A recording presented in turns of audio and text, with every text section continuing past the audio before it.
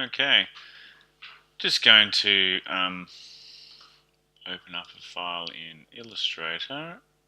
I'm going to open a new document and we're going to import an image into this. Now, you can open any sort of document, doesn't really matter, like so. What you would then want to do is select place, and then you'll find the image that you want to trace.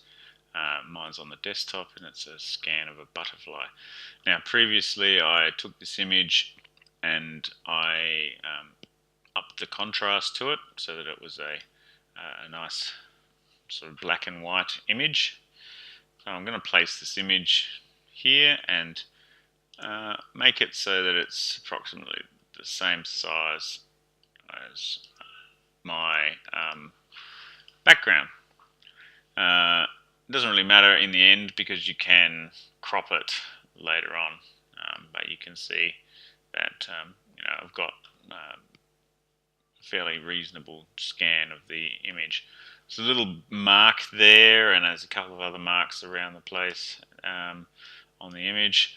But otherwise it's not too bad. And what I'm aiming for is a black and white sort of trace of it. If I look really closely at the image, I can see there's a few little marks here and there and little gaps. We'll see what happens when we trace that image and what it does to those gaps. So I'm just going to click on Image Trace, and what that does, it takes a little bit of time, converts the image to a black and white traced object. The more contrast I have, the better the quality of the image from the tracing is going to be.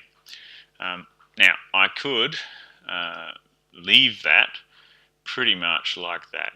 That's a fairly nice tracing. But what you can do is open the image trace panel. Now this is one of the things that's a little bit tricky to find.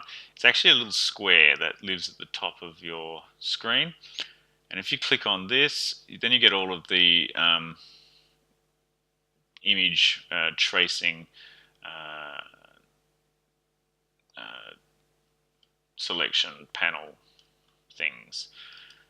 So you can change this if you wanted to. If you had a color image, of course you'd trace it in color. I can change it to grayscale, and I can set it so the preview will show me what it will look like if I was to trace it in grayscale,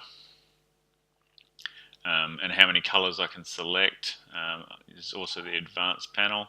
It doesn't like me doing that until it's finished redoing it. It retraces it, and it's going to smooth out the paths, and I'm not overly happy with that, so I think we'll go back to the black and white.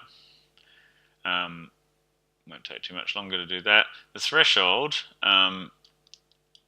that's how picky you want it to be in its tracing. And it's like I said before, if you want it to have more of those kind of mistake areas in the tracing, then lower the threshold.